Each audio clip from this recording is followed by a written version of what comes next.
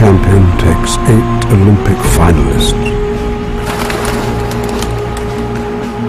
To make an Olympic finalist takes 80 Olympians.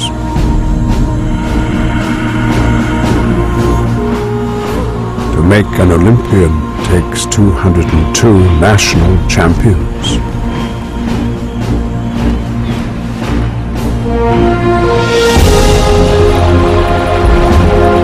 To make a national champion takes thousands of athletes.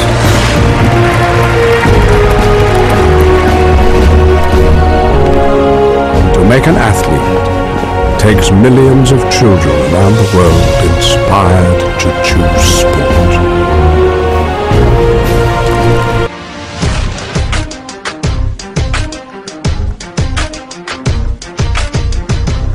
When I first started track, I didn't necessarily consider myself to be a track athlete. David Orr, like so many other Olympic javelin throwers, started out in football. I felt happy, my dad could actually kind of relate. I got more. Though always close with his dad, David felt a lot of the support his father gave was directed at the teams, and not often on David as an individual. He wasn't being there for me. He was being there because he had to. And I understood that. I really did. I really understood that. But, there comes a time to where it's just like, it's not fair. He's my father. I want him to want. My dad, before I always threw, he would always just, all right, son, just don't think, just chunk it. As a football player, he was the leading linebacker out of 7 on his team. Football until I hurt my back. After CAT scans and bone scans, the doctors told him that he was fine, but the pain persisted throughout an entire season of football. It took a quick trip to the chiropractor and a single x-ray to find out that he had thrown his back. There were now 2 bulges in his lumbar 1 and lumbar 3. This setback was what pushed him to pick up a javelin for the first time. But I pretty much knew that I was done with football, so I wanted to focus more on track and field because I was left with nothing after football. Me and the guys would always go out there and we'd always, pretend we were the Spartans out of 300, and we'd always, this is Sparta, and just throw it. Doc Rich, Coach Bryant, and Coach Johnson are 3 mentors David says have been there for him throughout his journey. He was a deacon, so he definitely gave me a lot of inspiration in throwing, and every time I would mess up in technique or workout, he would always be there to, just say, hey, smile, think of something funny, and I would always do it, and then I'd do it right, and then he'd always say, hey, isn't that something, what a concept. I asked Coach Doc if, I had the potential of going, and he said, well, if you, get the rest out of your technique and actually do what I'm trying to tell you, I think you could do it. Coach Bryant firmly believes that David shows true potential. Yeah, took a trip with my dad and had some little father-son time and came up here and saw the campus. And when we first got here, I called Coach Johnson and I went down to the track and field for the first time. And that's where I first met Coach Johnson and a couple of the other athletes. And that's where I also met the head coach, Coach Bryant. And it was just a good feeling to see them very interested. Well, let's see. I began my coaching career in the United States Air Force, which I retired from in 1995. And I began working with both football, powerlifting, and track and field. I let him warm up, and then I walked over and actually watched him throw a couple throws for us when he came up here as a senior. Was very impressed with his form. Knew we had to improve on his strength, which is I still think one of his growth areas. But he does have tremendous flexibility. We were looking for a good thrower. He's also a fairly established discus thrower as well, but nothing nearly the level that he can do with the javelin. He came up for a visit with his father, got to meet both of them, talked to him on a personal level, got to know him, what kind of man he was, to make sure he was going to be able to handle the academic load at Berea. David is a little over 15 meters shy of meeting Olympic qualifying standards, a feat that Coach Bryant says should be easily done after 2 more years of hard work. You're going to continue to see progress from him. I would expect a top 3 finish, possible national champion next year. At that point, people will really start looking at him for the 2016 Olympics. And I would say by the time the trials come around, he will be one of the people that people are looking at. Right now, I am 5th in the nation with a throw of 62.98 meters, which is 206 feet 6 inches.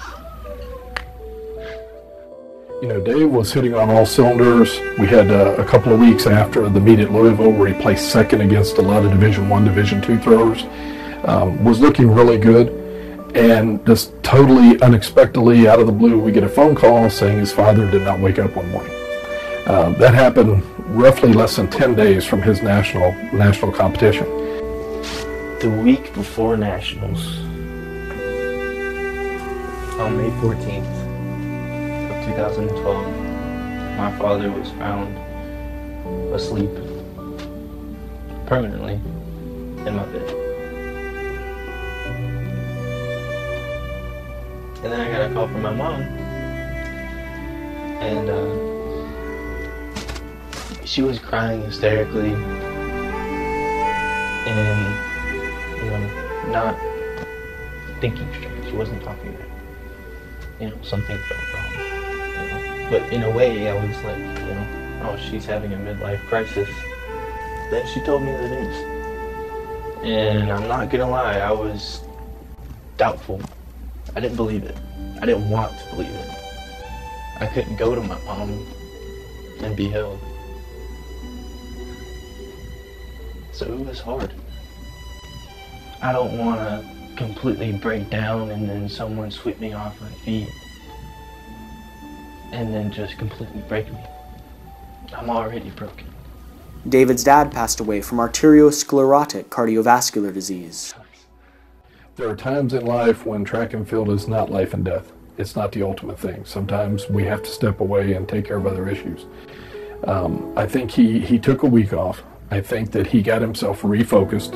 He did a little bit of work while he was home, I think basically to keep his mind off the situation. I know that he did fight through it. I know that he did succeed in throwing a personal best, and very proud of him. In spite of his tremendous loss, David felt his father would have wanted him to continue and decided to go ahead with his plans to compete at nationals. My first throw, God, it was so pretty. My run-up was smooth, my crossovers were on point, and when I hit my block and I just watched it, I didn't even scream like I usually do. It was just a silent, and it just sailed. Dave's greatest advantage is his attitude. He set his mind probably before he was a senior in high school. He believes that he can make the 2016 Olympics. He believes he has the ability that if he works hard enough, that he can achieve that goal. And I hear that a lot from a lot of people. I want to be a national champion. I want to go to the Olympics. And I hear that a lot. The difference is a lot of people can run fast, jump high, and throw far. But it's that dedication to the whole concept that gets you over the top. And I've worked with Olympic qualifiers, in the past. And he has what it takes to make it. I'm basically at 63 meters, and to qualify for the Olympic trials is 72. I'm throwing 63 as a freshman. I could qualify being a junior. Dave's throwing 207, and that's a college freshman. David describes what it would feel like to enter the Olympic Stadium. You got a bunch of people from all over the world just cheering you on, and in front of the whole world, everyone's watching you. Your jitters are going, your heart's pumping 1,000 beats per minute. And you have the opportunity to represent your country. I mean, he's already up there as a new thrower and a very young thrower in the top 50, in America, and can easily go well past that. I'm David Orr. I'm from Robertsville, Alabama. I go to Berea College. I'm a track and field athlete, and I am a javelin thrower.